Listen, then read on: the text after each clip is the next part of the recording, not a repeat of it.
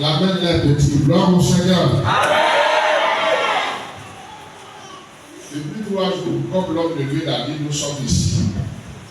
Et j'espère qu'au fur et à mesure, les amens doivent être beaucoup pour ce que Dieu fait pour nous. Je vous salue dans le nom de Jésus-Christ. Comme nous sommes déjà salués, alors nous allons continuer. Je donne le thème et avant d'entrer dans le thème, je vais évaluer 3 éléments tels que le Seigneur me l'a communiqué. Notre thème sinon le thème de notre méditation ce matin, c'est les besoins de Dieu, des opportunités de bénédiction. Les besoins de Dieu. Je vois même une opportunité, mais je dis des opportunités de bénédiction. Les besoins de Dieu. Les besoins de Dieu.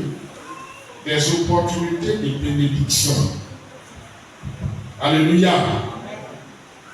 Le retour n'est toujours pas bon. Vous êtes fatigué, si vous êtes fatigué, dites et puis on va arrêter. Là, je donne une petite médication. Et puis vous savez. Là, les 30 autres minutes, là, je vais les garder. On peut continuer? Amen. Est-ce que je peux continuer? Amen. C'est comme ça que j'ai fait pour moi. Je ne prends pas la chair pour commencer à parler. C'est 2 personnes, 2 groupes qui se parlent. Il faut qu'ils soient rassurés. Et ceux qui sont en face sont en train de m'écouter. Ils sont prêts à m'écouter. Sinon, à écouter Dieu à travers ma modeste personne. Le premier élément à évacuer, c'est quoi? J'ai posé la question au diacre, parce que hier j'ai demandé au pasteur si la maison qui est là-bas, elle est une maison à location ou une maison de l'église. Il dit la maison de l'église. Bon, j'ai regardé un peu, ça fait partie de mon travail. J'ai regardé un peu, j'ai tiqué. Parce que quand j'ai regardé, je me dis que c'est pas ce que je suis en train de vous dire. J'ai regardé, j'ai tiqué un peu. Et puis j'ai dit d'accord, je n'ai vu pas de maison, je n'ai vu rien. J'ai demandé au diacre, est-ce que la maison, quand ça a été construit, est-ce que vous êtes en train d'amortir? La réponse qu'il m'a donnée n'est pas satisfaisante. Je le dis ici et pour vous-même. Ça fait partie de mon travail. Une maison, quand on la construit, il y a un temps qu'il faut amortir. Quand vous construisez une maison et que vous déménagez dans cette maison, vous ne pouvez pas enlever l'argent dans votre salaire pour prendre soin de cette maison. Ça, on doit plus entretenir. C'est qu'il y a un problème. La maison est une investition. Quand vous avez investi, il faut amortir ça. Avant de déménager dans votre maison, je ne sais pas, le prix minimum d'une maison ici, c'est combien à Pau? Vous n'avez pas une idée? 30 000. 30 000 et au 70 000. Je prends 50 000. Suivez maintenant. Vous payez la maison que vous habitez avant de déménager dans votre propre maison à 50 000 $. Vous déménagez dans votre maison, que vous dites votre propre maison. Et puis vous cessez de payer 50 000 $. Ce n'est pas une bonne gestion. Ce n'est pas une bonne réflexion. Vous continuez de payer les 50 000 francs dans un bien. C'est cet argent-là qui amortit.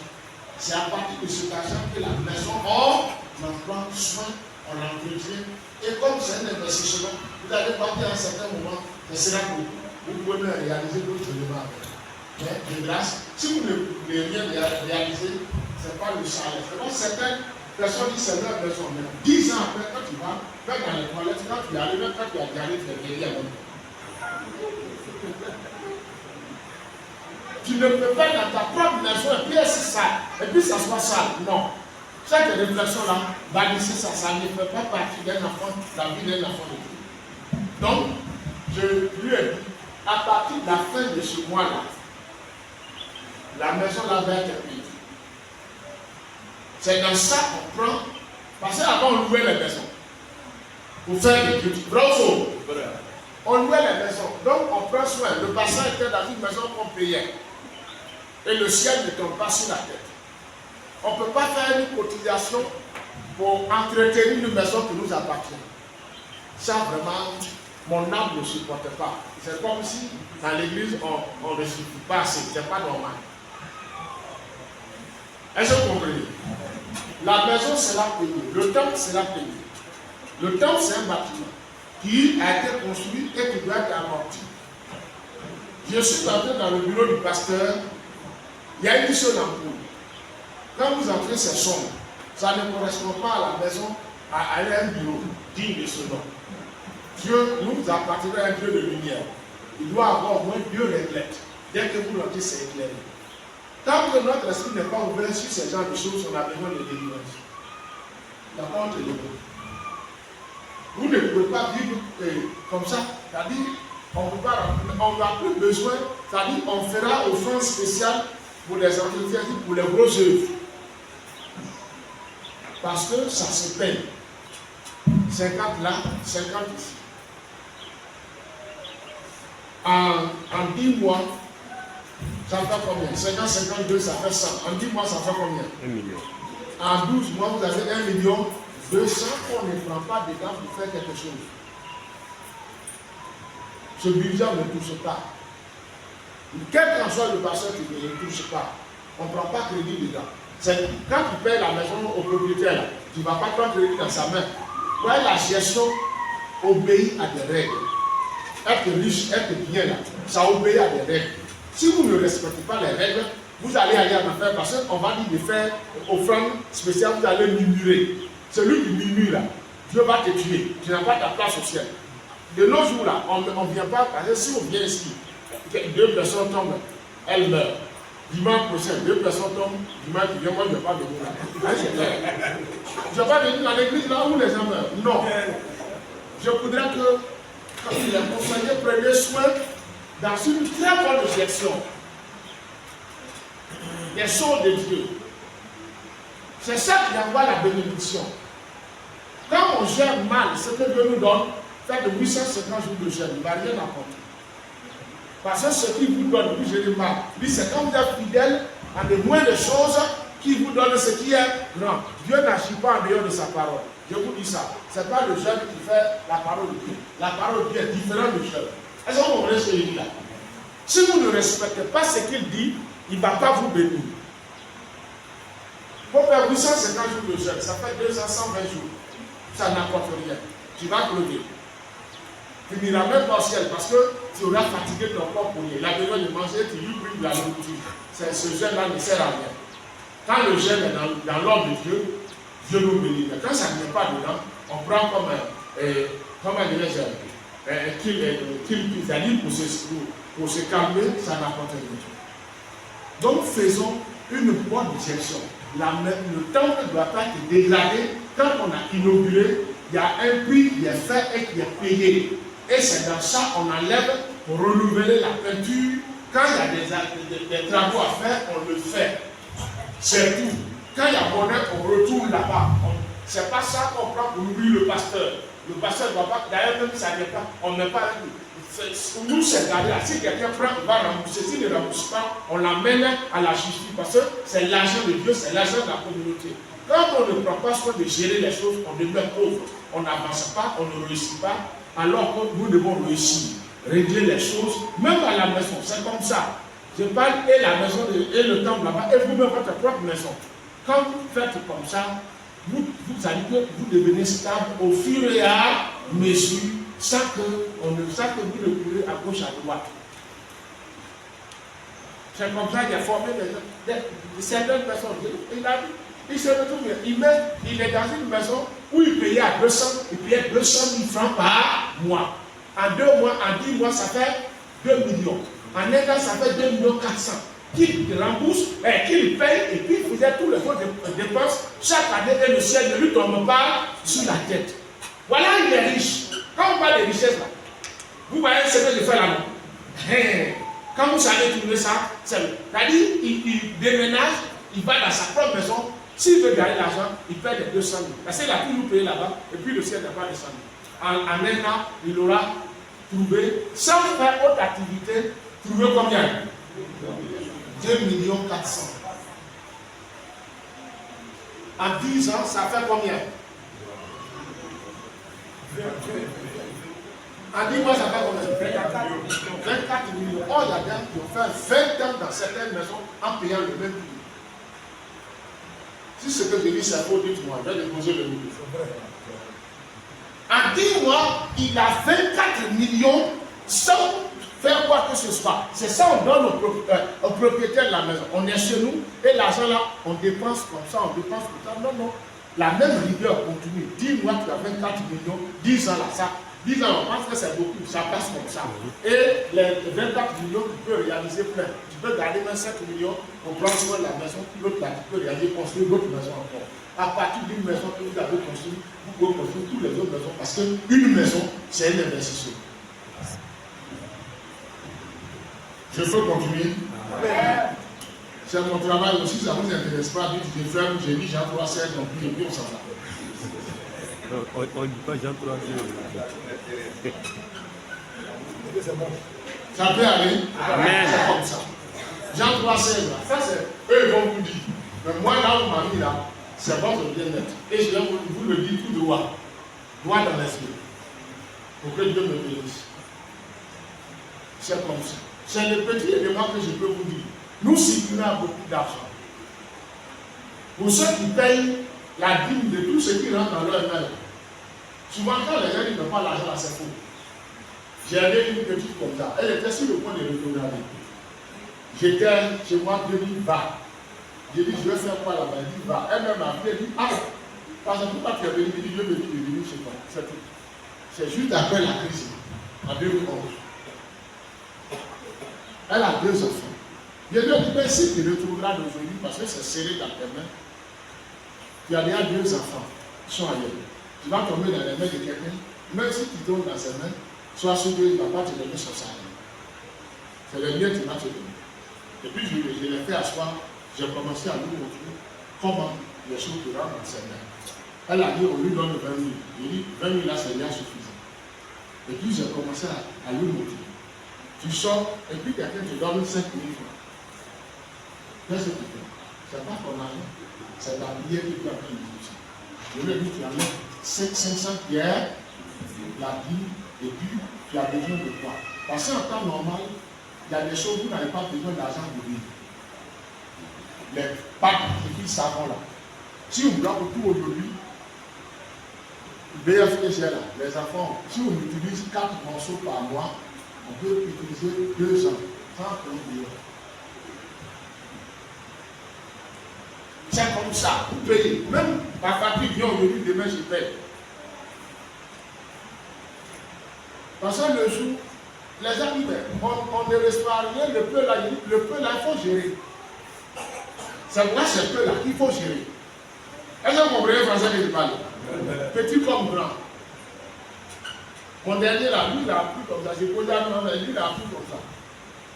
Il a son crédit sur moi-même, 50 000 francs. Il a 11 ans.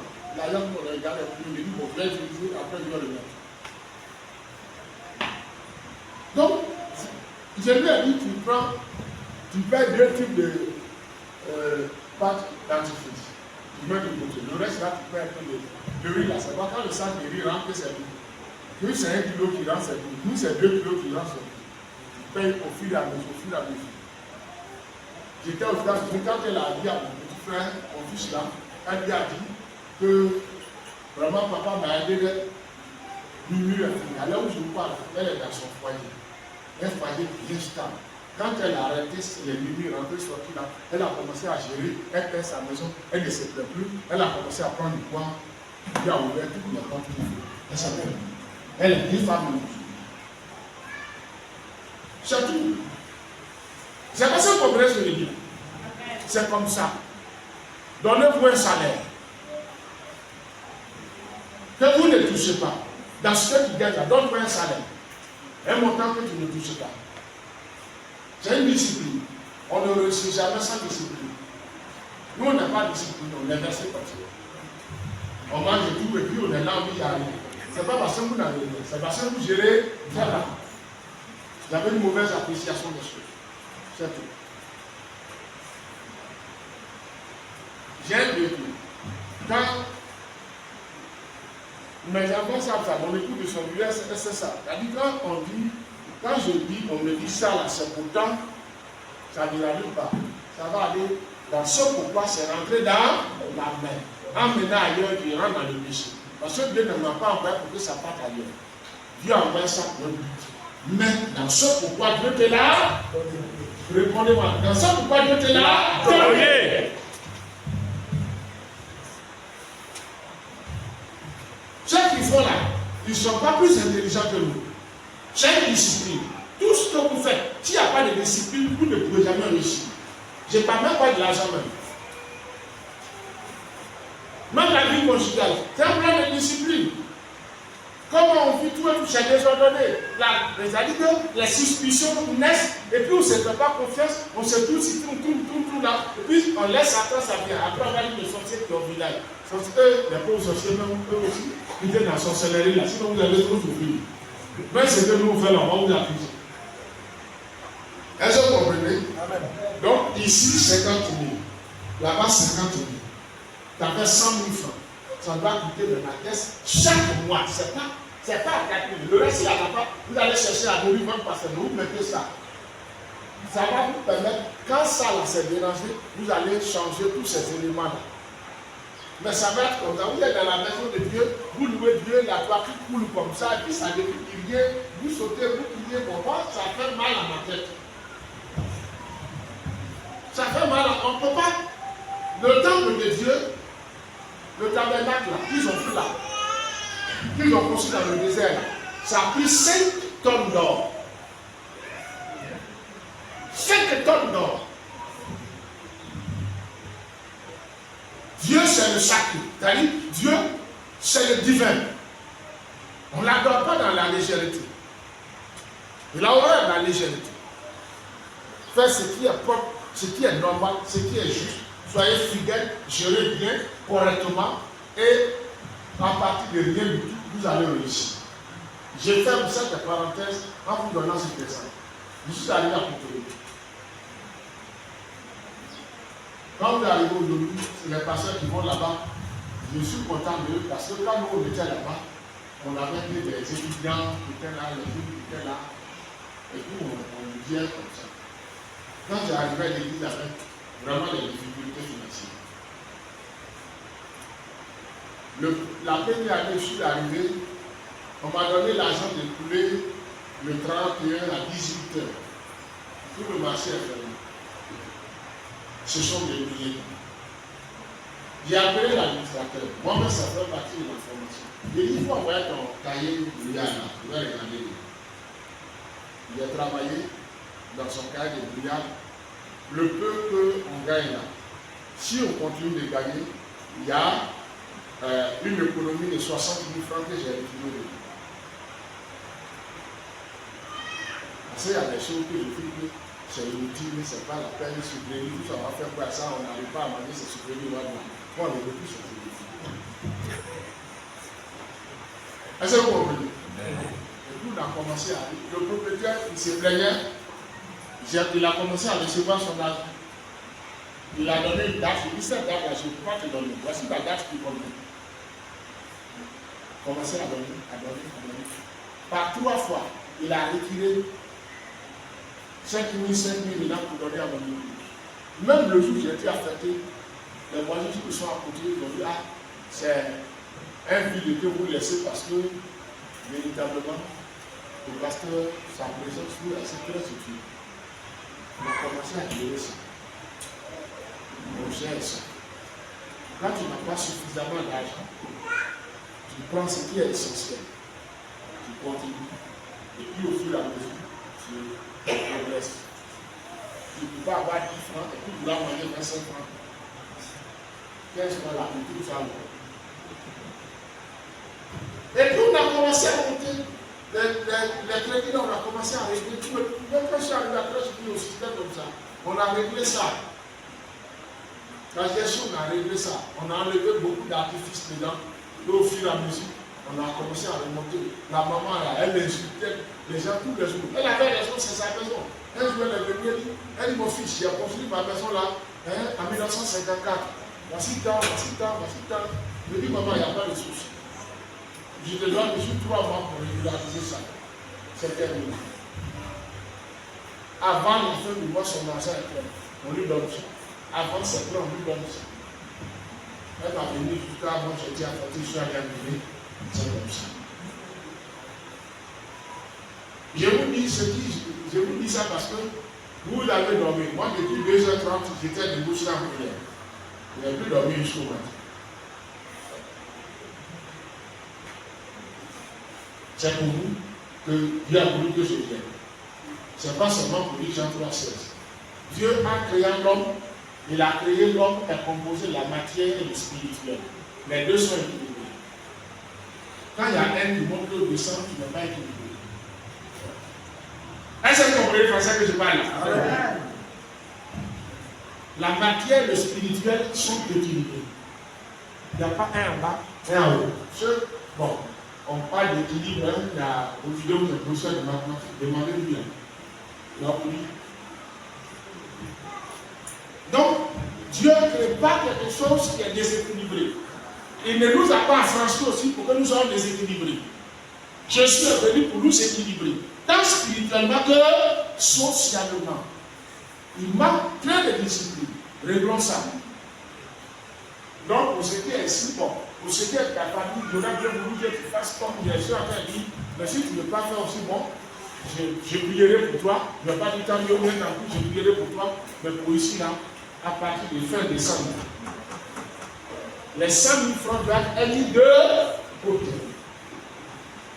Regardez si c'est bien noté. Conseiller, c'est sur la chaîne, je suis en train de dire. Je n'ai pas bu Badi matin pour le dire.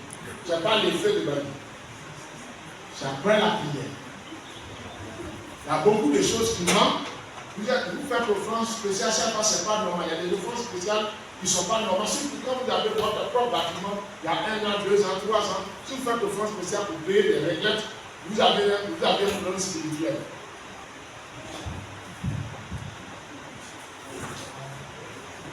J'avais un problème spirituel.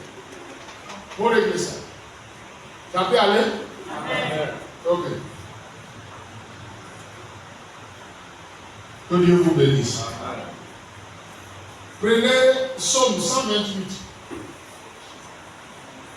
Psaume 128. Quelqu'un nous lit ça. Tu dis la version dans laquelle tu lis. C'est une parenthèse, hein? Verset 1 à 4. Et puis après quoi, on va finir et on s'en va partir. Psaume 128, il dit quoi? On commence par la version. Lui, c'est bon, oui? Quelqu'un nous lit ça? Psaume 128, 1 à 4. Heureux tout homme qui craint l'Éternel. Heureux tout homme qui craint l'Éternel. Qui marche dans ses voies. Qui marche dans ses voies. Tu jouis alors du travail de tes mains. Tu jouiras du travail de tes mains. Tu es heureux. Tu es heureux. Tu prospères. Tu prospéreras. Ta femme est comme une vigne féconde. Claire. Dans l'intérieur de ta maison. Tes fils sont comme des plants d'olivier autour de ta table. Voilà. C'est ainsi qu'est béni l'homme qui craint l'Éternel. Voilà. C'est le deuxième élément à évacuer. Et je priais. La parole qui est venue dans mon esprit, Psaume 128, le verset 1 à 4. Il dit, dis-leur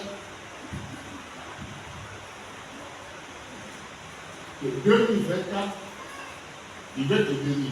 Hier, on a bien évacué tous ces éléments, je ne vais pas revenir dessus.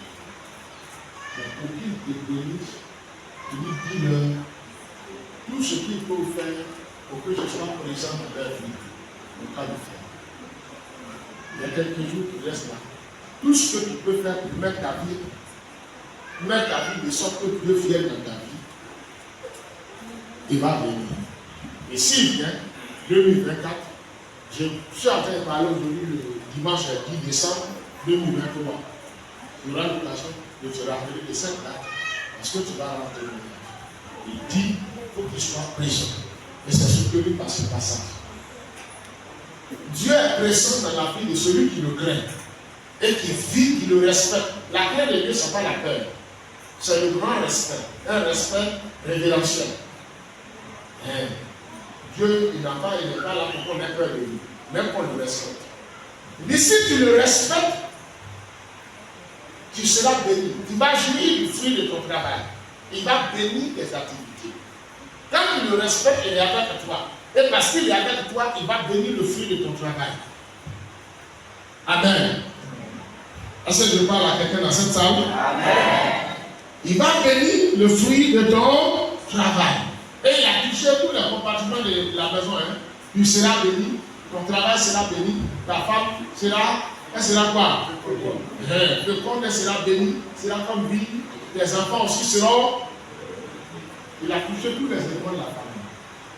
Mais ça se passe pour l'homme qui craint Dieu. Et là, ça commence par vous les hommes d'abord. Parce que c'est très facile souvent de dire, nous sommes chefs de famille, mais chef de famille doit être source de bénédiction dans la famille, de par sa vie, de par ses actions. Donc, marchons dans la crainte de participer, je vous en prie. Si ça ne vous intéresse pas, dites. Marchons dans la crainte de Dieu.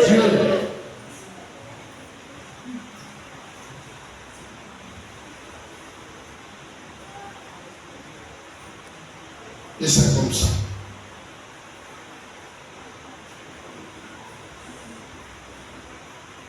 Je dis, tu profites, c'est-à-dire tu tireras profit du travail de tes mains. Tout ira bien pour toi et tu seras heureux. Ça, c'est la version du Seigneur. Quand tu es présent, tout ira bien. Même quand le vent vient, le Seigneur va calmer. Ce n'est pas lui qui a calmé la mer, les tourbillons. C'est nous, mais ce n'est pas lui. Si lui est là, si le tourbillon vient, n'a pas venir, même les profonds n'ont pas venir. Ils vont se calmer à l'approche de ta mer. Ils vont se calmer. Il va permettre que tu sentes quelques vents pour montrer que le tourbillon est passé. Parce que si tu ne sens pas aussi ça, tu ne vas pas le prendre au sérieux. Il permet que tu sentes ça, mais il a déjà réglé. Il a déjà réglé. C'est juste pour que tu sentes. Sinon, c'est déjà réglé à la source. Que Dieu vous bénisse. Les besoins de Dieu, des opportunités de bénédiction.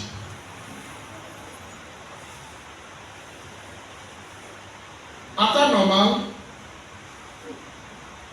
le Dieu Tout-Puissant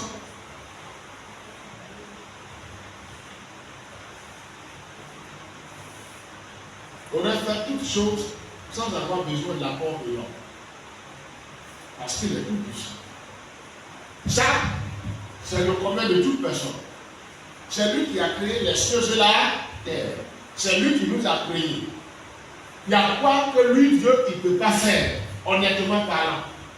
Est-ce qu'il y a quelque chose qu'il ne peut pas faire? Non. Il peut tout faire. Et Job l'a dit en Job 42, verset 2, il dit, je sais que tu peux tout. Dans la version française courante, il a dit, il dit, nul ne peut s'opposer à ta pensée, à ton projet. Nul ne peut nous résister. En fait, il peut tout. C'est ce qu'il a dit à Abraham.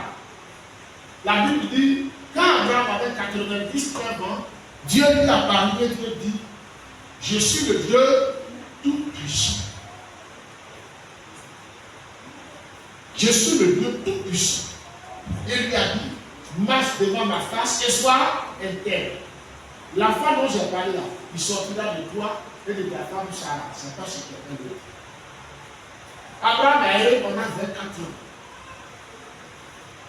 de la promesse. Quand il avait 75 ans, jusqu'à ce que Dieu lui apparaisse, il avait 99 ans. Quand vous faites la soustraction, vous trouvez 24 ans. 24 ans d'errance. Et Dieu lui a dit, il faut arrêter ça. C'est moi qui te parle. Je suis le Dieu de tous. Rentre dans mon alliance. Sois intègre. Marche devant moi, sois intègre. Dieu fait alliance quand tu fais moi. Si vous remarquez, Abraham a eu Isaac à quel âge?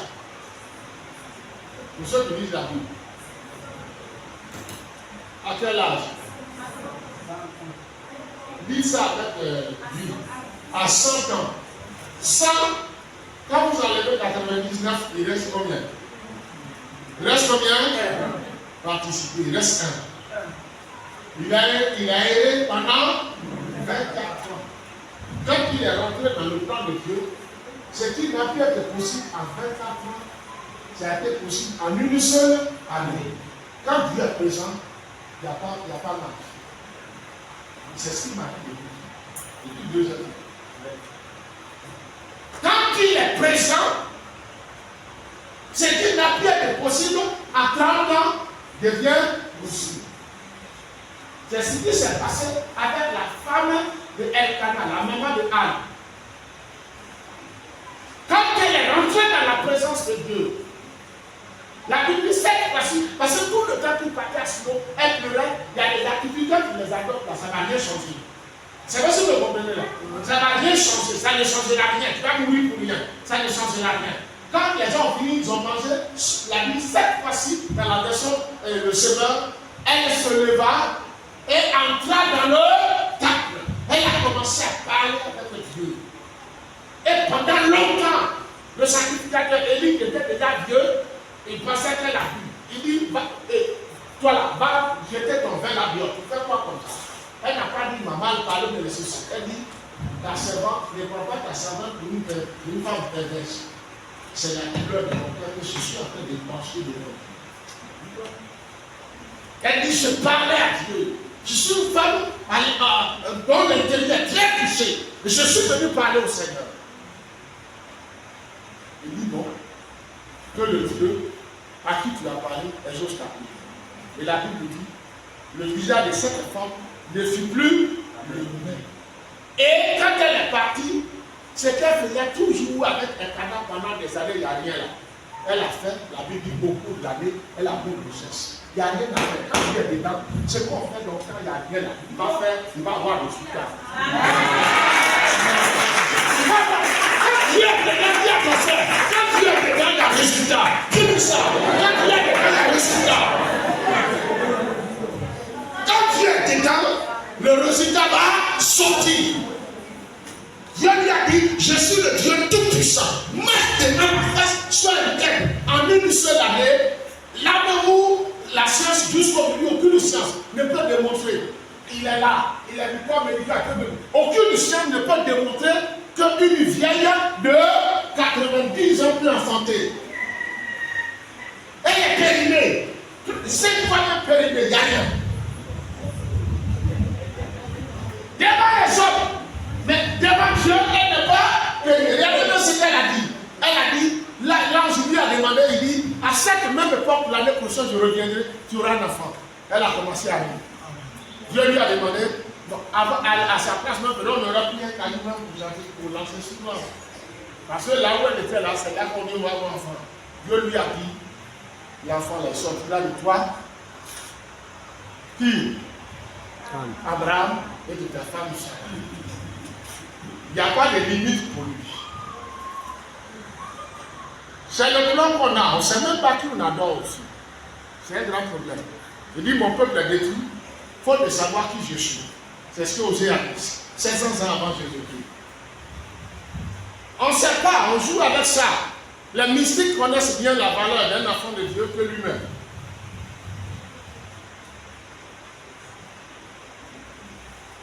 Que Dieu nous bénisse.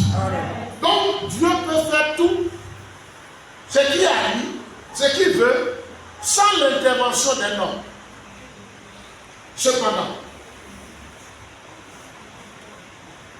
il a toujours associé l'homme à ce qu'il fait. C'est vrai ou c'est faux?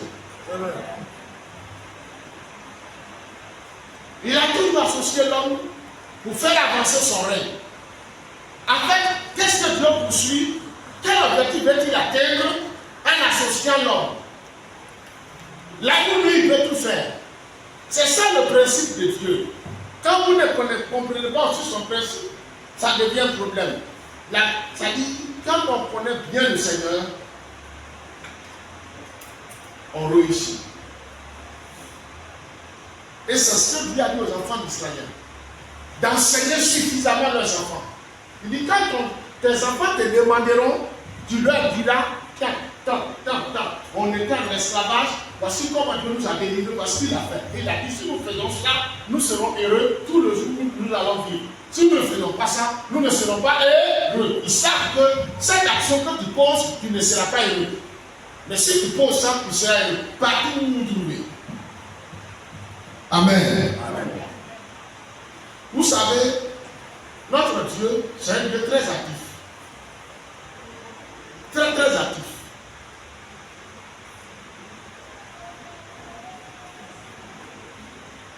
Et il veut voir l'homme qu'il a créé à son image être comment?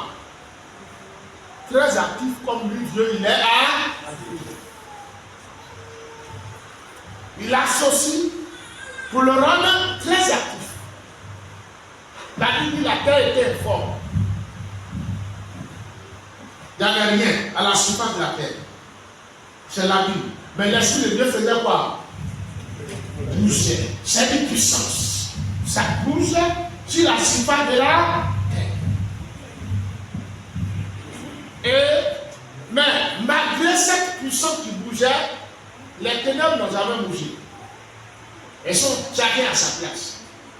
Il a fallu que Dieu passe à l'action, qui dise que la lumière soit et la lumière fut. L'action a été posée, il y a un résultat. Quand il n'y a pas d'action, il n'y a pas de résultat. Donc il faut que toi et moi nous soyons actifs. Les besoins que Dieu présente, j'ai dit ici, sont l'occasion pour l'homme de se rapprocher de son Créateur. Et sont, je le dis, et sont surtout des sources et des opportunités de grandes bénédictions et d'élévation. Ce sont des sources de grandes bénédictions et d'élévation. C'est pour ça qu'il est présent. Quand vous lisez la Somme 50, il y a un verset qu'on cite souvent, même en le détachant de son contexte réel-même. Il dit, tu m'invoqueras, je vais te répondre. Mais quand vous ne lisez pas ce qu'il y a en haut, vous allez l'invoquer, papa répondre. Parce que vous n'êtes pas dans le contexte. Il y a un verset qui précède ça. Et il y a un autre verset qui précède ça. Où il leur a dit, si moi Dieu j'ai envie de manger, tous ces animaux m'appartiennent. Dieu pouvait tuer pour manger. Si j'ai besoin de 5 animaux, ce n'est pas à quoi je vais demander.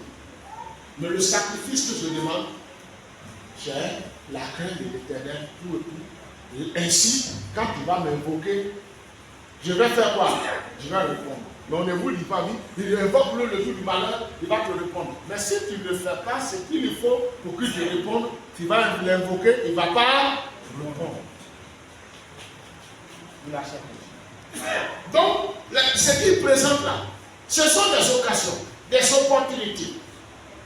Et là, je vais vous dire que les opportunités de bénédiction et d'élévation dans cette Bible que nous avons se présentent toujours à nous comme des défis.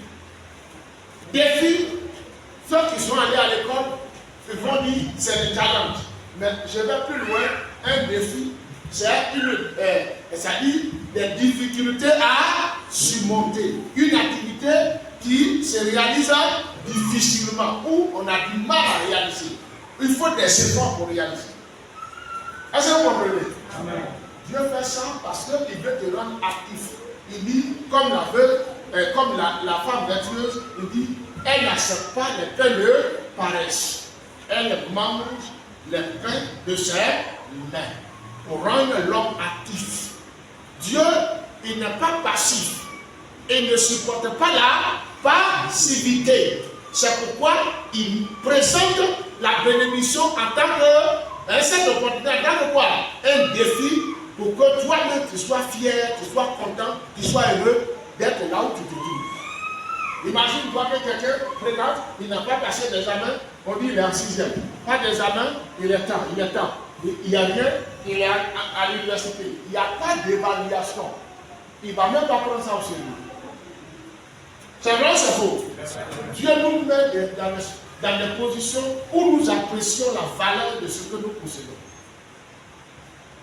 La valeur de la richesse que j'ai. C'est ce que je disais tout à l'heure. Payer 200 000 francs par mois, ce n'est pas du jeu. Pour certains, ce n'est pas du jeu. Pour d'autres, ça peut aller, mais pour certains, ce n'est pas du jeu. Mais quand quelqu'un réussit à payer ça en un an, en 10 mois, en 10 ans, il est heureux de se retrouver à quoi? Avec 24 millions mis de côté, mis de rien, et il est très content, mais ce n'est pas du jeu. C'est 200 000 francs qu'il enlève chaque jour. Et il doit restreindre sa vie au reste qui est là. Mais devant, il sera heureux parce qu'il se retrouve avec beaucoup de pognon. C'est ce sacrifice-là qu'il le retrouve devant. Avec Dieu, c'est comme ça. Je peux continuer. Donc, tous ceux qui ont l'esprit éclairé comprennent ce que je suis en train de dire. Et tous ceux qui ont compris récupèrent ces bénédictions énormes. Et c'est ce qu'il a dit aux enfants d'Israël. En leur disant, j'ai mis ici, en leur disant, ils me construiront un tabernacle. Et j'habiterai au milieu d'eux. C'est dans leur intérêt que le tabernacle est construit. Parce que le tabernacle amène Dieu au milieu d'eux. Dieu présent au milieu d'eux, c'est une grande bénédiction. Ça leur assure la sécurité. Parce que tant que Dieu est au milieu d'eux, aucune nation ne peut tenir devant eux. C'est vrai ou c'est faux? Aucune nation ne peut tenir. Donc, c'est dans leur intérêt de faire quoi? De lui faire un sanctuaire. De lui faire un sanctuaire. Il dit, ils me feront un sanctuaire et j'habiterai au milieu d'eux. Donc, c'est dans leur intérêt. S'ils veulent être en sécurité, qu'est-ce qu'ils demandent? Ils font un sanctuaire. Et eux-mêmes, ils participent à ça. Parce que Dieu, dans le sanctuaire, la nuit, il fait monter une colonne de feu. Les voisins dans le désert, bon, je ne sais pas si quelqu'un a été dans le désert. Je ne parle pas de Tembela. Tembela, c'est dans la savane, ce n'est pas un désert. Le vrai désert, j'ai été dans le désert.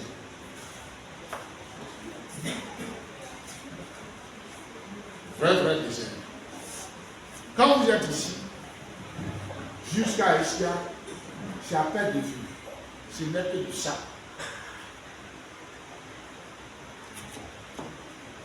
Donc, très loin, la nuit, les autres peuples là, ils voient une colonne de feu qui est arrêtée. La Bible dit personne ne peut entrer. C'est ce qui a poussé les Gabaonites à mentir. Ils ont marché 3 jours, puis ils ont dit on vient de très loin. C'était la terreur. Dieu dit, et il a dit, je marcherai moi-même avec vous, au milieu de vous, qui serez devant vous. Mais à condition que vous me construisez un sanctuaire. On construit la table de rencontre de ce tabernacle, ils vont le construire. En le construisant, on ne le construit pas des sables. C'est quoi? Ils doivent prélever quoi? Des offrandes en argent, en matériel, pour construire le tabernacle. Je vous ai dit, ils ont mis en or, ils ont mis combien de tonnes? 5 tonnes. d'or. 4 tonnes et demi d'argent. 4 tonnes d'airain. Avec des bois d'acacia. Très solide. C'est ça qu'ils ont pris. Et il a dit le feu là ne va pas s'éteindre. C'est dans leur intérêt. Donc, le besoin qu'il leur présente, ce n'est pas lui dans son intérêt. Il va les rendre actifs, les faire participer, mais ça répond à leur intérêt. Et c'est lui qui connaît la route. Quand la colonne de nuée se lève, ils suivent la colonne de nuée. C'est lui qui les conduisait. Donc, ils avaient vraiment intérêt. Parce qu'on leur a dit, ils vont à Canaan, ils sont où se trouve Canaan. Leur grand-père, grand-père là, Abraham, Jacob, il est arrivé en Égypte avec 70 personnes. Et 400 ans se sont écoulés avec les 30 ans de combat que Moïse a mené pour les faire sortir. Donc, géographiquement, ils ne savent pas où se trouve Canaan. On dit c'est vers le soleil levant. Donc, c'est lui qui les conduisait. Donc, c'était dans leur intérêt fondamental et dans leur bénédiction. Alléluia. Amen. Alléluia. Amen. C'est vraiment important. J'ai dit ça hier, un Psaume 25, verset 8, toute la vie, vous allez le construire un tabernacle. Donc, ce même Dieu continue d'agir dans le même sens en notre temps. Même le chemin faisant, on parle de David. David, il était en face d'une opportunité d'élévation, mais qui était très risquée. David retourna au champ et on ne parlerait plus de lui. Dieu pourrait tuer Goliath. C'est vrai ou c'est faux? Donc Goliath les insultait pendant combien de jours? 40 jours. Même tous les forces spéciales, il n'y a pas quelqu'un même, quand Goliath sort, il n'y a pas quelqu'un qui court même devant lui comme ça pour repartir pour que on regarde ensemble. Quand il sort, et tout ça, matin et soir, pendant 40 jours. Et le jeune homme là, il arrive. Il arrive et dépose la nourriture chez le magasinier. Si c'est un jeune d'aujourd'hui là, il va faire l'élévation parce qu'ils ont leur langage. Je leur ai dit ça. Ce sont des potes, on n'est pas d'accord. Quand on se prend, on se lave bien. Peut-être qu'ils ne connaissent pas trop encore. Ils auront l'occasion de me découvrir. Il a dit avant, on ne m'a pas appelé, on ne m'a pas dit. Personne ne t'appellera. Personne ne te dira. Réveille ton cerveau et tu saisiras les opportunités qui sont devant toi. Amen. Est-ce que vous comprenez? Amen. On dit Amen la nourriture. Il est parti à la nourriture, il a déposé. Il ne peut pas repartir sans voir ses frères. Il a déposé chez le magasinier et s'est rendu au fond pour les voir. Même s'il doit repartir, pour les voir, est-ce qu'ils vont-ils bien? Son arrivée a coïncidé avec la sortie de Goliath. Tout le monde a fui. Lui, il est arrêté, il a entendu les paroles. Il a dit non. Il ne peut pas retourner. Pourquoi il ne peut pas retourner? Je vais vous dire. Avant cette période-là, Samuel avait déjà point dans 1 Samuel 16 et la Bible dit l'Esprit de Dieu le saisit. C'est pourquoi je vous disais hier, le Saint-Esprit, c'est le même Dieu là qui était dans David, qui a saisi David que nous avons. David, il a saisi, nous, il est venu habiter à nous. Il ne peut pas habiter quelqu'un pour qu'il soit indifférent à ce qui concerne Dieu. Ça n'existe pas. Il perdait l'esprit là. Il ne peut pas comprendre que quelqu'un qui se trouve l'esprit de Dieu, il est arrêté et on l'insulte comme ça. Ah. Il a dit mais non, attends. Qu'est-ce qu'on ferait à celui qui va tuer cet incirconcis-là? En même temps, son frère, que Dieu avait rejeté, son cœur était profane, il a un cœur moutonnier, c'est pas Dieu l'avait rejeté.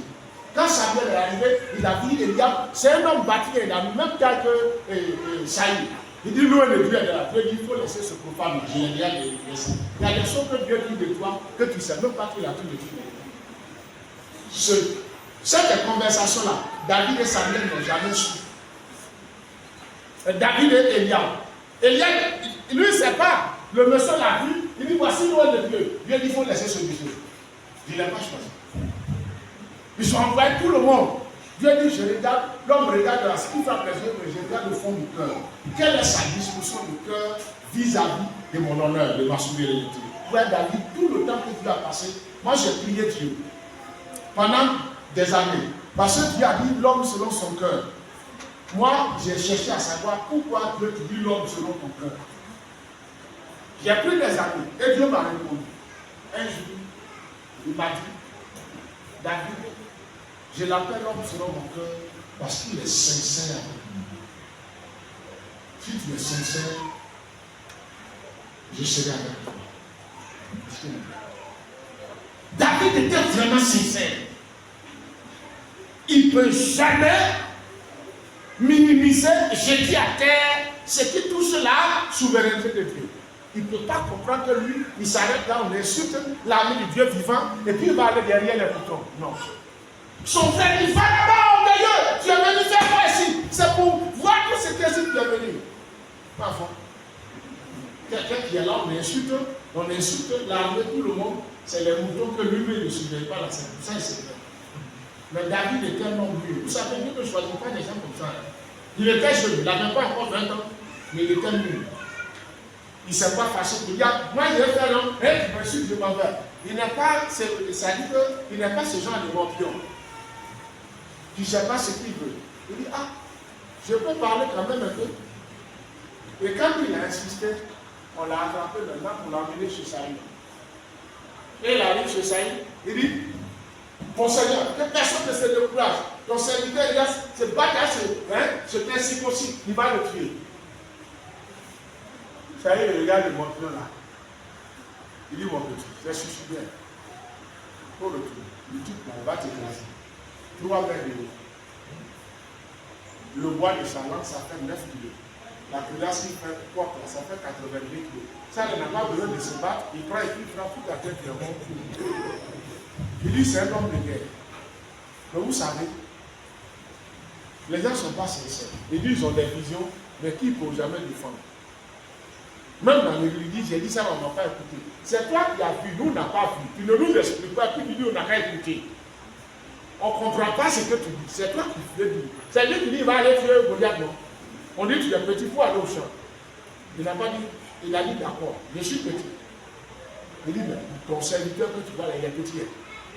Mais il suivait les moutons. Et il a dit le nom de 2 fauves. Vous les petits là, vous ne tuez pas aussi. Il a dit 2 animaux. Vous ne cherchez même pas à savoir quelle est la caractéristique des mousses. Sa longueur. De quoi il est capable. Est-ce que vous allez voir chercher? Cherchez, vous allez voir ce que c'est que mousse. Et puis le lion, ceux qui n'ont pas de lion, mais cherchez, vous allez savoir ce que c'est qu'un lion. Il dit si un de ces 2 animaux cités là venait à prendre un de ces moutons, lui, il prend le bâton, il poursuit, il tape et il enlève.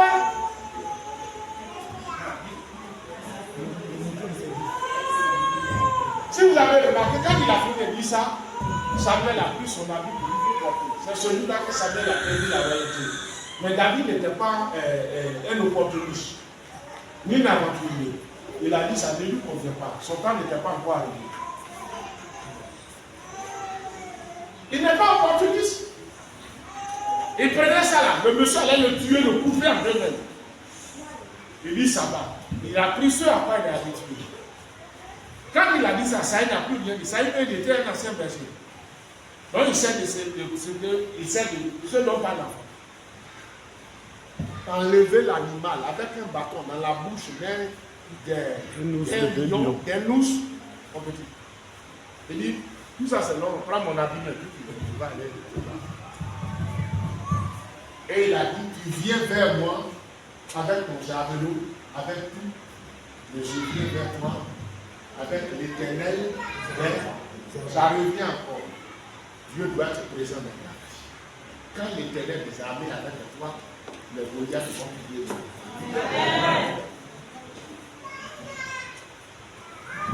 Bien aimé, ce n'est pas un séminaire, c'est une méditation. Je vais aborder la dernière partie. Alors, comme je l'ai dit, tous ces besoins-là, Dieu les présente. Ces besoins-là sont des sources, des opportunités de bénédiction pour nous. Qu'est-ce qui va se passer? Nous allons prendre nos vies. C'est le dernier passage. Dans Luc, l'évangile selon Saint Luc, chapitre 5. Quelqu'un va nous. Voilà. Tu nous dis, c'est toi qui as lu tout à l'heure, dans 8 secondes. Luc 5, verset 1 et suivant. On va pas à pas. Dès qu'on finit, on se met en prière. Luc, dans le Nouveau Testament, le chapitre 5. Commence à lire au verset 1. Luc 5, Garde-vous d'apprêter au verset 1. Comme Jésus se trouvait auprès du lac de Génézareth, Oui. et que la foule se pressait autour de lui pour entendre la parole de Dieu. Il vit au bord du lac. Non. Comme lui se relie à cause de le seul passage.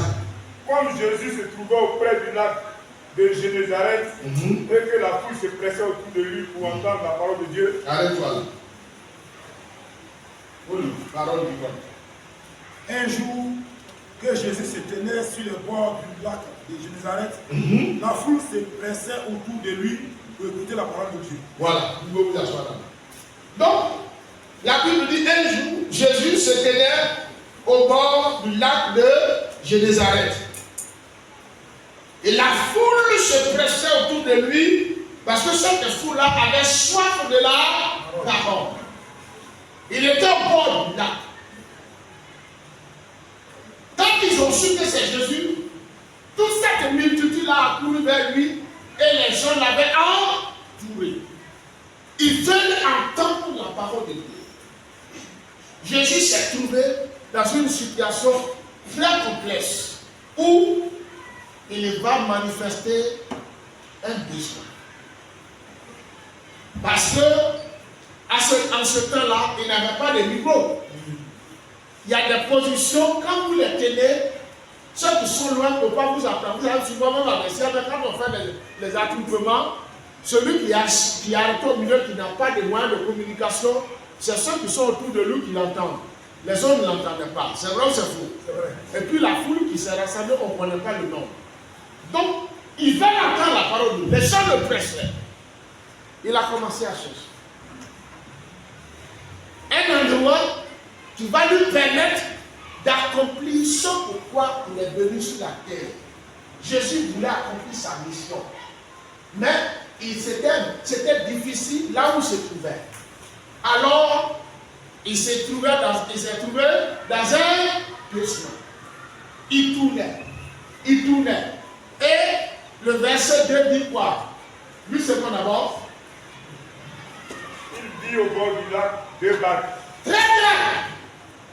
Il a tourné les regards, il cherchait une solution et il a trouvé 2 barques qui étaient accostées, qui venaient d'accoster. Vous connaissez, vous êtes à côté de l'eau, hein? C'est grand frère de Bidon. Venait d'accoster. Continue pour terminer le verset. D'où les pêcheurs étaient descendus pour laver leur filet. Voilà, il a trouvé 2 barques. Les pêcheurs venaient de descendre. Ils ont pêché toute la nuit. Ils viennent d'entrer tout fatigués. Ils sont descendus et ils étaient en train de laver leur filet pour ranger. Parole vivante. Il aperçut 2 barques amarrées près du rivage. Les pêcheurs en étaient descendus et nettoyaient leurs filets. Voilà. Il a mis 2 barques.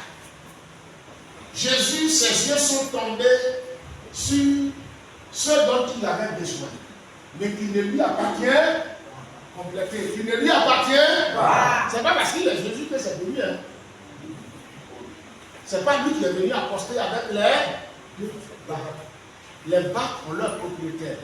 Mais lui, les barques là, lui seront très utiles pour accomplir la mission pour laquelle le Père l'a envoyé. Et si toute cette foule-là voulait entendre la parole. Jésus ayant vu ça, quelle a été la réaction de Jésus? Lui, c'est bon.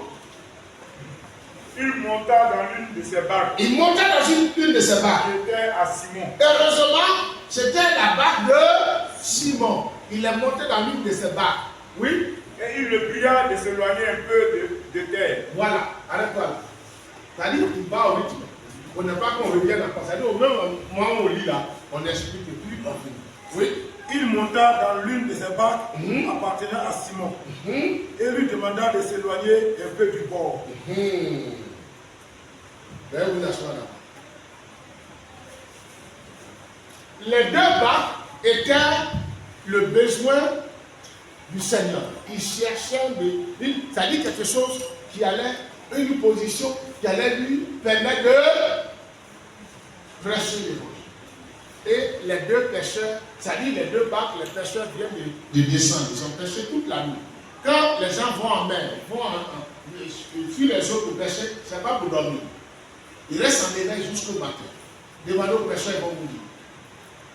Parce que Quand vous allez en eau profonde la nuit, c'est là que les poissons sortent. Donc ils sont en train de laver leur filet. Je demande à ceux qui dorment de faire un effort. C'est même pas un bon signe. Faites un effort. Vous ne pas dormir. Alors, qu'est-ce que Jésus a fait? Il est monté dans la barque et il a dit à Simon de faire quoi? Il dit il faut repartir. Le monsieur vient d'arriver, il est fatigué. Et le type vient, monte dans sa barque, il dit repars. Jésus ne peut pas repartir avec la barque si Simon n'est pas dedans. C'est vrai, c'est faux. Il dit retourne encore. Simon pouvait dire je suis fatigué. Il faut prendre mon autre. C'est son droit, mais ce n'est pas son droit. Il peut dire je suis fatigué. Mais il a ça. Et quand ils ont avancé, le bout du verset là dit quoi? Puis il s'assit et de la barque il enseignait la foule. Voilà. Ici,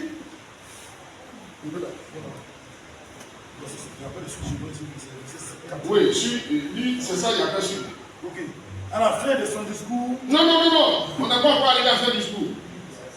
Il s'assit, ça n'y est pas chez toi là-bas. non, verset 3. Non, verset 3, ça donne la dire à il y a peu de bord. Il n'y a plus rien. Il monta dans l'une de ses barques en partant à Simon et lui demanda de s'éloigner un peu du bord. Et il. Non, il n'y a plus rien. Ok. Alors, quand il est monté dans la barque, qu'est-ce qu'il a fait? Il dit à Simon de t'éloigner un peu. Et qu'est-ce que Jésus a fait? Il s'est assis dans la barque. Ce verset-là, c'est une autre étude, mais ce n'est pas pour nous. Pour les piroguiers, la position normale, quand vous n'êtes pas en train de lancer le filet, c'est la position assise. Si vous êtes debout, vous allez vous renverser. La position prêchée. Vous allez voir que plus tard, vous allez comprendre que notre vie est une barque. Le monde, c'est de l'eau, c'est la mer, l'eau nous est. La position que Jésus a dans notre barque, soit ça nous permet d'être stable ou de ne pas être stable. Parce que dans une position stable, il ne peut pas enseigner.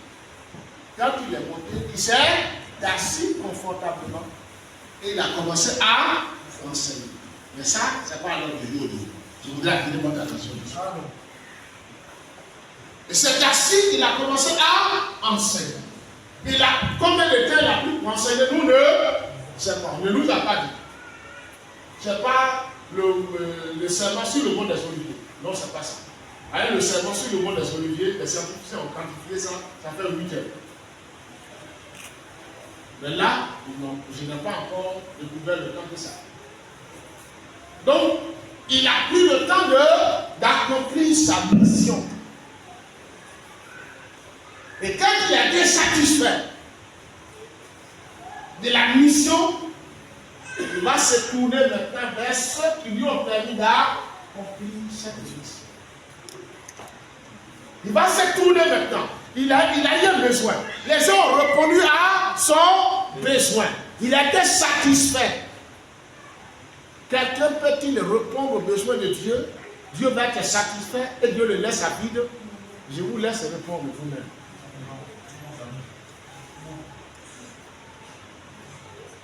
Il y a beaucoup de sources de bénédiction. C'est un challenge.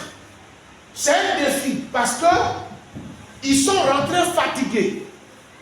Le monsieur reprend sa barque et dit retourne. Et le monsieur, il ne lui a pas dit combien de temps il va prendre pour prêcher. Ce n'est pas une éducation rapide. Il a pris le temps d'enseigner. On dit bien enseigner. Hein? Les enseignants savent là, ils sont là, ils savent ce que ça veut dire. C'est qu'est-ce qu'enseigner. Il a pris le temps quand il a enseigné. Maintenant, quand il a fini sa mission, il a fini d'enseigner, il était satisfait, il va se tourner maintenant vers lui. Qu'est-ce qu'il dit à lui? Lorsqu'il eut cessé de parler, il dit à Simon, oui, avance en eau, en pleine eau. Il dit, avance encore devant. Oui, en pleine eau. Et jetez vos filets pour pêcher. Voilà. Il dit à Simon, quand il a fini, il dit, allons-y un peu plus loin. Et jetez vos filets pour pêcher. Il a dit quoi là-bas? À la fin de son discours, Oui. il dit à Simon, avance vers le large, là où l'eau est profonde. Puis, toi et tes compagnons, vous jeterez vos filets pour pêcher. Voilà. Donc, Pierre n'était pas seul dedans. Il est monté encore le même groupe qui a pêché toute la nuit là, est remonté encore à Jésus pour s'asseoir à côté de lui. Parce que c'est là-bas, il a fini et il dit avancer encore. Quand il eut fini de parler, il dit à Simon, avance plus loin, là où l'eau est profonde. Puis, toi et tes compagnons, jetez vos filets pour pêcher. Voilà ce que Jésus leur a dit. Ça paraît vraiment absurde, avec des regards humains. Parce que l'heure à laquelle ils étaient au cours de la journée, honnêtement parlant, pour ceux qui ont vécu au bord de l'eau, pas de petites rivières, mais qui connaissent la pêche, c'est pas l'heure où on peut trouver du poisson. Regardez la réaction de Simon. Qu'est-ce que Simon lui a dit? Bien. Simon lui répondit, Maître, nous avons travaillé toute la nuit sans rien prendre. On a travaillé ici toute la nuit, on n'a rien pris. Mais sur ta parole, je jetterai le filet. Voilà. Oui. Maître, lui répondit Simon, nous avons peiné toute la nuit, nous n'avons rien attrapé. Mais, puisque tu me le demandes, je vais encore une fois lancer le filet. Voilà. Il y a quelque chose qui ressort là. Simon n'était pas en train de discuter avec Jésus. Il attire son attention sur la réalité de la tête. Est-ce que vous comprenez là? Mais il y a un élément qui ressort. En attirant son attention, il a dit, on a fait toute la nuit, on n'a rien attrapé. Donc ce sont des pêcheurs qui sont venus accoster sans prendre de poisson. Qu'est-ce qu'ils allaient dire à la maison? Ils partaient à vide. On les attend. Ils n'ont rien pris. Mais avec Jésus-Christ, là, je vous ai dit tout à l'heure, quand tu es dedans, là où tu passes, il y a rien là. Tu reviens, il y aura quelque chose. Amen. Est-ce que vous comprenez ce que je dis? Il dit, sur ta parole, je vais jeter. Et qu'est-ce qu'il a fait? Il a jeté le poisson. Ah, qui a pris mon lecteur? Quelqu'un qui a lu ce mot là, chaque jour. Pourquoi vous? Tu peux t'asseoir. Comme tu as deux choses à même, tu peux t'asseoir. On va t'asseoir. Oui? Qu'est-ce qui s'est passé au verset 6? Il dit, l'ayant jeté, il prit une grande quantité de poissons. L'ayant jeté, le lieu où il n'y avait rien, ils ont jeté leur filet et ils prirent une grande quantité. Est-ce que vous croyez à la Bible là? Amen. Est-ce que vous croyez à la Bible? Est-ce que vous croyez à la Bible? La Bible dit, ayant jeté, il prit une grande quantité de poissons. Faut terminer. Et leur filet se rompait. Et leur filet, le poisson était tel que leur filet était en train de se déchirer. C'est extraordinaire. Quand le besoin de Dieu est accompli, Dieu ne vient pas avec légèreté pour bénir celui qui a été l'objet de l'accomplissement de son besoin. Dieu le comble au-delà de ses espérances. Voici des gens qui ont travaillé toute la nuit, qui n'ont rien pris et qui ont passé juste un temps à répondre aux besoins de l'Éternel. Le filet se rompait. Continue. Avant qu'on le nomme. Ils firent signe à leurs compagnons Au point de que leur barque de venir les aider. leurs compagnons qui sont restés là-bas, là, ils leur ont fait signe de venir. Vous savez, donc ils ont regardé moi. Quand Dieu choisit un homme, quand je dis homme, je parle de l'humanité, et que cette personne-là répond aux aspirations de Dieu, non seulement Dieu le bénit, mais Dieu fait de lui une source de bénédiction. Ce n'est plus maintenant la seule barque de Simon qui est remplie, mais ses amis Parce que ce sont les deux compagnons, ces amis qui étaient restés, il leur a dit de venir. Et ils sont venus à leur secours, pas parce qu'ils se noyaient, parce que la bénédiction était énorme. Et les deux barques étaient comment? Il vint et il remplit les deux barques. Et les deux barques Qu'elles s'enfonçaient. c'était rempli. Et les barques même avaient des difficultés de venir au port à cause de l'énormité de la bénédiction que Dieu leur a accordée. C'est à partir de là, Simon a dit, ce n'est plus la peine. Il a jeté le filet. Il dit, c'est pas la peine, ça va comme ça. À faire le pêche là, ça va. Il ne peut pas comprendre. Il dit ça. Il le fit et prit tant de poissons que les filets menaçaient de se déchirer. Alors il fit signe à leurs compagnons, à leurs associés, à l'autre barque, leur demandant de venir. Revenez, mes amis. Ceux-ci s'approchèrent et l'ont rempli les deux barques au point qu'elles étaient près de couler. Vous comprenez ça? Ils ont touché aux besoins de Dieu. J'ai dit tout à l'heure, en termes de thème, c'est quoi? Les besoins de Dieu, des opportunités de bénédiction. Pierre et ses amis refusaient de donner leur barque au Seigneur et ils passaient à côté de la bénédiction. Ils ont accepté de répondre aux besoins du Seigneur. Oui, Dieu a des besoins. Pas parce qu'il ne peut pas le faire, mais ses besoins, il les a placés pour ta bénédiction, pour ma bénédiction. Ce sont des défis. Ce sont des challenges.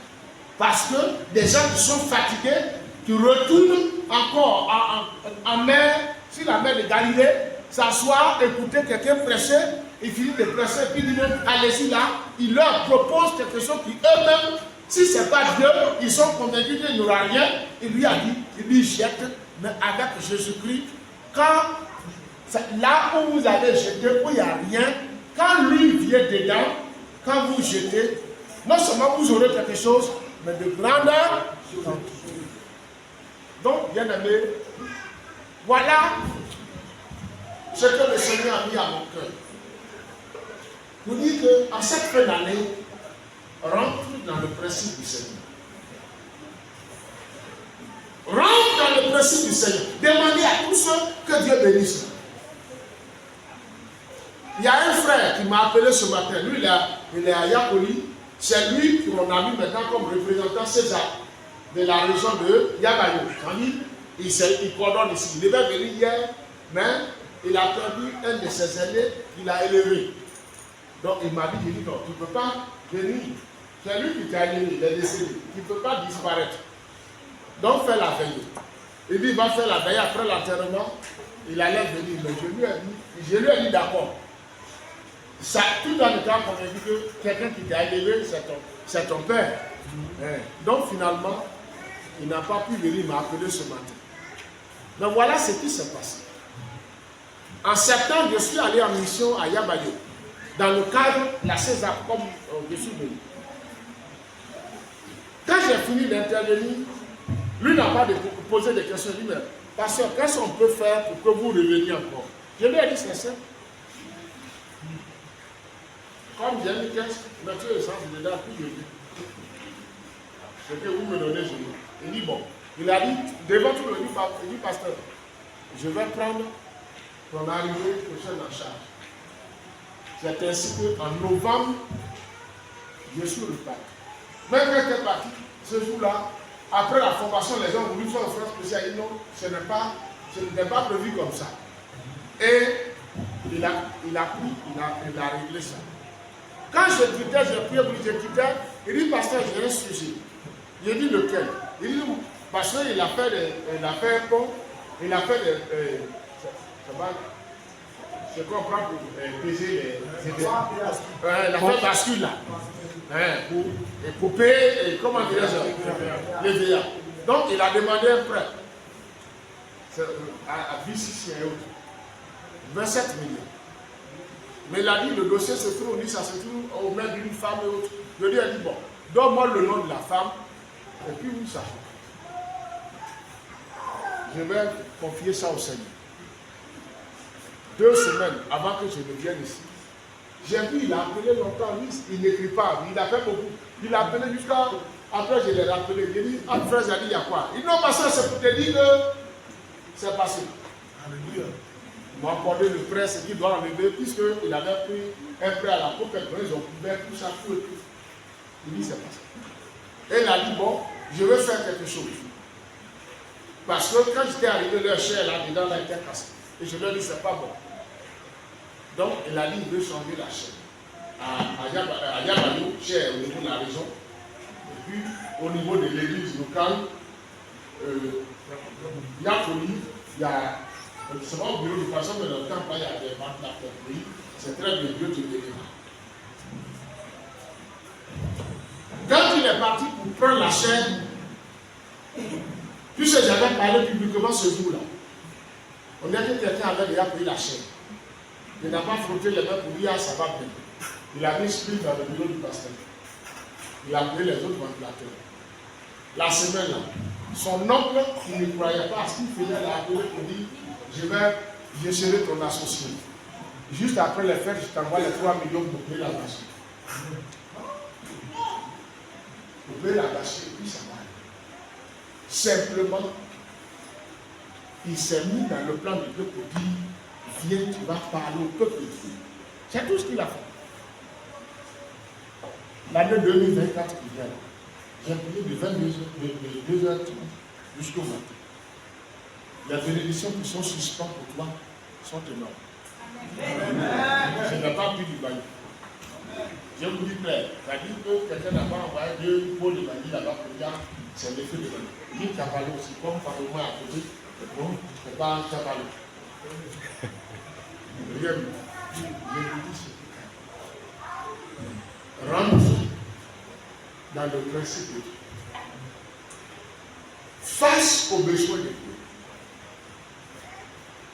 Je ne parle pas d'offense spéciale qu'on peut faire avec. C'est-à-dire, dans la maison de Dieu, dans l'œuvre de Dieu, Dieu va te plaire. Souvent, les hésitations là, c'est ce qu'on fait. C'est personnel. Il ne faut pas te comparer aux autres. Quand Dieu révèle quelque chose à quelqu'un, il ne faut pas dire les autres. Il va te quitter. De toute façon, il n'est pas obligé de te bénir. Mais il a bien pris la bénédiction. À toi de prendre l'opportunité. Je ne sais pas si vous comprenez. C'est ce que j'ai pris, je vous ai dit hier. Je viens à l'argent, il lui donne. Je reviens encore, il lui donne. C'est quelle affaire te dit, si moi je veux te, j'envoie l'argent, tu dis que je donne. Vous connaissez bien la suite. Donc, bien aimé. Pierre et ses compagnons ont répondu aux besoins de Dieu. Vous ne pouvez pas vous sacrifier, répondre aux besoins de Dieu qu'il dit, et puis il va te laisser à vivre. Ça n'existe pas. Il veut bénir tes activités. C'est ce qu'on a lu dans Psaume 128 tout à l'heure. Il dit, tu jouiras du fruit de ton travail. Parce que tu crains l'Éternel et tu réponds à ses besoins. Voici des messieurs qui devaient répartir vide. Non seulement ils ont reçu du poisson, mais si ce n'est pas. Il n'est plus reparti à la pêche. C'est toute pêche qu'il devait faire. Il vient de faire. Ça va. Il a fini de faire toute pêche. Ça va. Voilà ce qu'il a dit à moi. À toi de saisir l'opportunité. Il y a longtemps, beaucoup d'opportunités que tu as ratées. Parce que tu fais beaucoup de calculs. Dieu, il est plus mathématicien que toi. Il est plus physicien que toi. Il est plus économique que toi. C'est un grand économiste. Il gère mieux que toi. Mais je vais vous dire, les bénédictions ne tombent pas comme ça. Elles se présentent en forme de défi. C'est comme ça, les élévations, tout et tout. Joseph n'est pas devenu grand un matin. C'est un grand challenge. Ses frères l'ont vendu. Il a été vendu 2 fois. Il a été acheté 2 fois. Il s'est retrouvé en prison. Mais ça n'a pas eu d'influence sur le plan de Dieu parce qu'il est resté ferme. Il a dit à Madame Potiphar, je ne peux pas le faire. Voici des messieurs pour qui j'ai demandé à Dieu de le faire. Parce que la Bible, quand il est arrivé chez Potiphar, la bénédiction l'accompagne. J'ai pris le temps d'interroger le Père Céleste. Pourquoi la bénédiction l'accompagne? Là encore, il m'a répondu. Sur le coup. Face à Madame Potiphar, il a dit non. Dans la crainte de l'Éternel, je ne pécherai pas contre mon Dieu. Deuxième élément, quand ses frères sont venus, bien aimés, des gens qui t'ont jeté dans le puits pour que tu meurs, tu n'es pas mort. Ils t'ont vendu comme un tas de patates ici, et tu meurs dans leur rêve, leur cadavre ne jamais pensé que tu sois haut. 23 ans après, tu es en haut. Ce test-là, il n'y a pas quelqu'un parmi nous qui va réussir, mais c'est ça. Il y a qu'à nous donner des tests où on peut réussir. Ces personnes-là, tu les retrouves un matin devant toi. Tu as la position de vie et de mort. En fait, il était pharaon. Qu'est-ce que tu vas faire? Et Dieu dit, regarde ce qu'il a dit. Je l'ai pris très tôt parce qu'il a un cœur de grandeur. Il n'a pas un cœur de revanchard, des gens qui recherchent. L'année passée, tu as marché sur ton pied. Mais l'année passée est finie maintenant. Il faut laisser ça l'année. Il a dit, ne vous fâchez pas de m'avoir vendu. En fait, ce n'est pas vous qui m'avez vendu. Hein? C'est Dieu qui m'a envoyé ici pour vous sauver et sauver des multitudes. Ça fait 2 ans. Il reste encore 7 autres années. Allez-y chercher la famille. Allez-y chercher. Merci beaucoup. Dieu te bénit. Allez-y chercher la famille. Dieu dit c'est à cause de ce cœur. Ces deux-là, j'ai prié. David, il dit, David était sincère. Et il est vraiment sincère. Joseph a un cœur pur. Un cœur de l'ordre. Il dit, venez. Il comprend la vision de Dieu. Il n'est pas revanchard. Sinon, j'ai dit, ceux qui vont voir, il aura venu.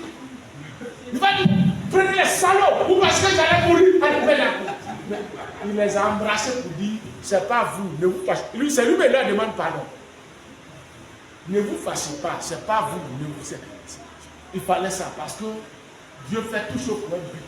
Si vous connaissez la volonté de Dieu, il y a des milieux où, quand tous ceux qui vous entourent n'ont plus le cœur de vous toucher, Dieu envoie quelqu'un qui n'a pas d'état d'âme. Il vient, il va vous chuter.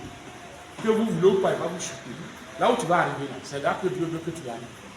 Il fallait que ses frères soient comme ça pour que l'objectif soit atteint.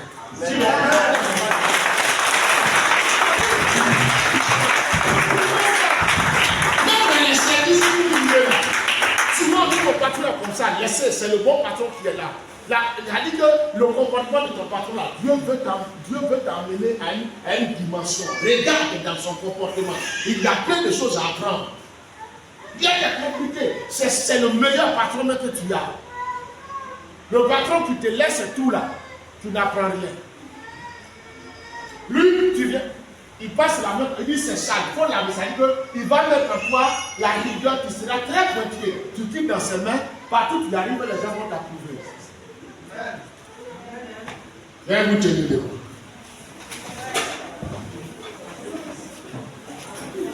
Quand nous nous assemblons,